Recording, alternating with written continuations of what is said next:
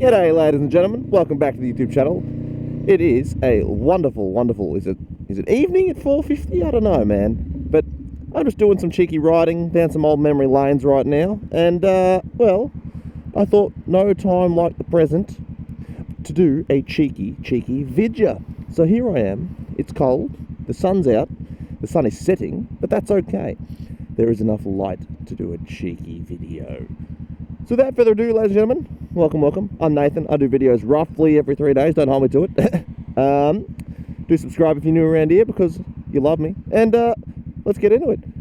Today, I thought I'd do a video on something that, well, benefits all sort of newer riders or soon-to-be riders, more so, I'd say. Ugh, I can't see out of my visor. It is very fog. And that, my friends, is some of the best beginner cruiser bikes you could pick, okay? Now, I know this won't be a video for everybody. Some of you guys like naked bikes, some of you guys like sports bikes. Some of the people like to indicate at the last second. Oh, a little off topic, but just before, I was stuck behind some Mercedes who absolutely, much like a BMW driver, had no idea what in God's name the indicator was. It was really annoying, actually. But yes, so I thought I'd do a video on the best beginner cruiser bikes, because why not, alright? So without further ado, we'll start with some of the bikes you can ride if you're not in Australia, or an Australian citizen, because sometimes Australia doesn't let you ride certain bikes if you have too much CCs and whatnot. So the first one on my list will be a Harley Iron 883. Now, these cruisers are not fast cruisers. They're little Sportster things. They're fantastic little bikes. Very popular amongst the Harley boys. I want to get this lane over here. And the only thing about them is, well, you can't get them in Australia on your learners, even though I think they are the perfect beginner cruiser bike. Oh, is that a piss yellow Supra? No. It's a piss yellow BMW with a body kit. So, without further ado, ladies and gents, you will realise how much I hate this area. It is a trash area to ride in. But yeah, so the Harley 883 is a great little beginner platform. Very good, especially if you want to keep it as your cruiser bike. Great commuter bike.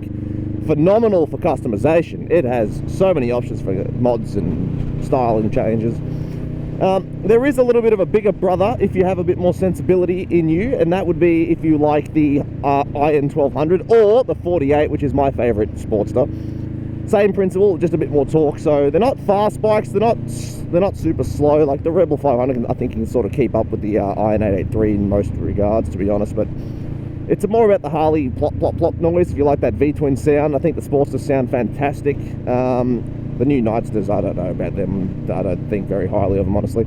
But a lot of modding potential on the old Harleys. So if you like to mod, you like the Harley sound, that's sort of where you're going to be going, I reckon. Now, in a similar vein as that, I think it's the Yamaha Bolt is in the same sort of categories. I think it's a 1200 as well. Great little beginner thing. It's not too fast.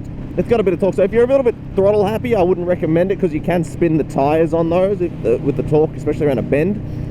You're not going to be breaking into land speed records, but it's more so the safety of curves. So you don't want to end up low-siding or high-siding yourself just because you spun the wheel a bit too much. You know what I mean? So if you've got a bit of sensible bones in you, you could absolutely get away with them, all right? But enough with the bigger sort of, well, bigger cruisers. I know the Harley boys are going to bitch and moan saying, that's not a real bike, that's a girl's bike, etc, etc. And to that I say, get fucked. Jesus Christ, ride a bike that you enjoy. I think the Sportsters are better than half the Harley catalogue these days anyway. And they sound better. But let's move into this little category here. Oh, such an odd area. Oh no, I'm going to get yelled at because that was a line. Oh no.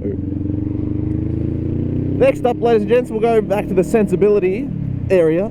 Smaller cruisers, of course. And, well, it would be amiss to me to not mention the lovely steed I'm riding now, and that would be the Rebel 500. Now, obviously, there's a Rebel 300 and a Rebel 1100. Now, look, the Rebel 300 is a very small thumper. I wouldn't really recommend it to most people because, well, I don't really like thumpers too much of that size, at least. The 390 had a bit more go, but the Rebel 300's a bit in my opinion. If you're in a country where that's more trafficky and all that, I'd say you can probably get away with it. But in more Western countries where there's a lot more open freeways that with less traffic, probably not. So the 500 does a good job being in between, not too slow, not too fast. You know what I mean? Just enough go. Now the Rebel 1100 is definitely, like, look, it's a bit much to start on. I think it's almost got like 100 horsepower. It's got a lot more torque than my one. You can put the front wheel up if you accelerate too hard. So look, it's probably not the best beginner bike.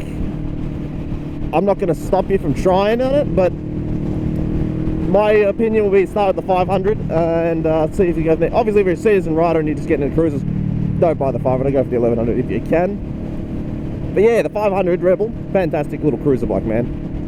Would recommend it every single time. I love people who go under the speed limit on the freeway. Fantastic times. Coming up next will be a bike I almost purchased myself, and that will be the Kawasaki Vulcan 650. Now look, I didn't particularly like the aesthetics of it once I saw it in person. To me it looked a little cheap, especially the matte black one did, so I thought it was a bit plasticky. But the other colours, the more glossy ones, it looks quite nice actually. So I'd recommend the Vulcan. They're comfortable cruisers. They're a little bit boring in terms of exhaust notes, sort of like the Rebel, same sort of crank, cross, was it not cross plane, 180 crank, you know what I mean? So they're not absolutely ridiculous noises, but they're quite nice. Easy to de-restrict as well, especially if you get the older models. I think you just unplug something from the computer and it's basically de-restricted, which I think is hilarious. Makes customizing the power rather simple in the beginning stages. So get into it and customize, man.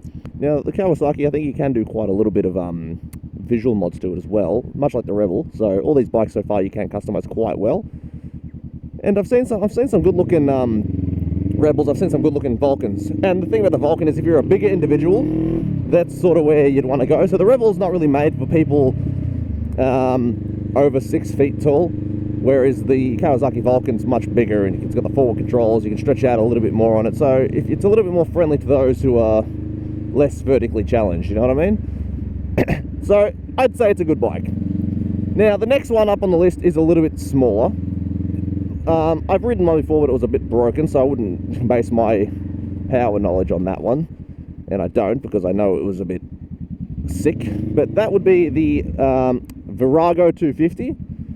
The Viragos are a great little beginner bike. They can have a great deal of customization as well, which I think is quite cool. They've got a nice little exhaust note.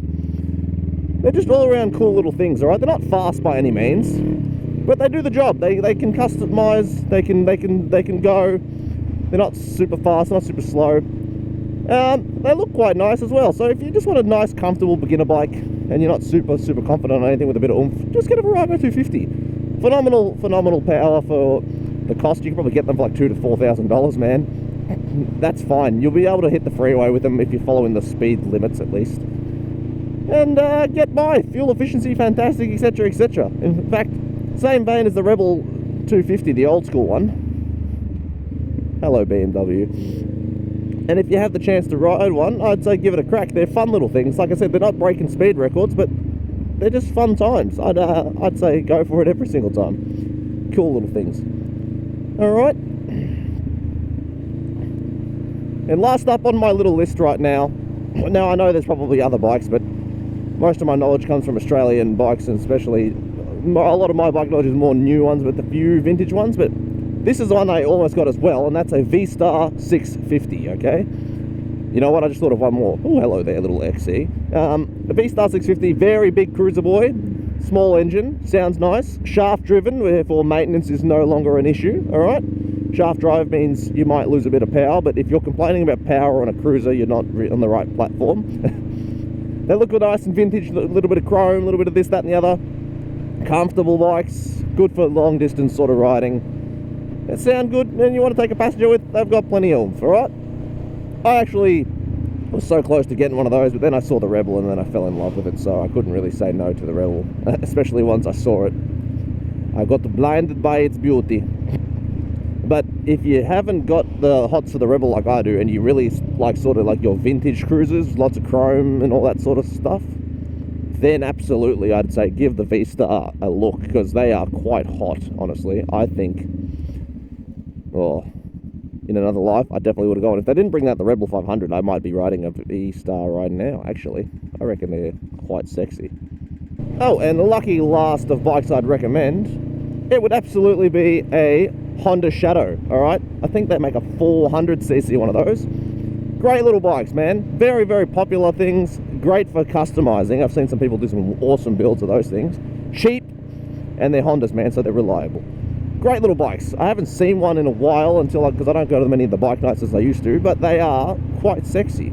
And one thing you realise when you start going to the bike nights is that your learner bikes are more common than anything else, which I think is quite funny. So you don't really see too many super bikes at these meets as you'd think you would. You see a few Ducatis, obviously, a few S1000s, a few R1s, but then most of the bikes are R7s and CBR 650s, R3s, etc. So like you don't see as many, big boy bikes as you'd think you would. But the Honda Shadow, I'd say, is a great little bike. I have made a terrible decision coming this way. Can I sneak through any of this? I cannot. It is a very narrow road. That is a shame. Oh well, I'm going to have to be a normal civilian and commute with the people. Now, there is one bike I wouldn't recommend as a beginner, unless you're willing to fork out a bit of money to make the damn thing look and feel good, and that would be the Harley Street 500, okay? Now, I know there are people that have the Street 500 and love the thing, but I've personally heard many sort of things about it, to the point where I wouldn't recommend it to people unless you want to spend a lot of money on it. Because, one, they look kind of ass. Two, you're paying a lot of money for what it is, because Harleys have that Harley tax. Look at that bloody sexy tiny thing. It's pretty big, I'd say. Guys, confirm it's pretty big, right? But yeah, man, absolutely not worth it in my opinion. Obviously, if you're a Harley guy and you have to get a Harley and you're not allowed to get a Iron 883 or something, and you have to get something like that, maybe then I can understand. But if you're in that very instance where you're stuck with just that, but anyway, any other way, no, don't do that. That's a terrible decision, man. Terrible decision. But ladies and gentlemen, that's all of my bike recommendations. If I missed one that you think is any good, put it down below in the comments. Let other people know about it, because we like to share some knowledge over here. And well, I'll wait till I start moving to sign off. But yeah, that's pretty much what's on the menu.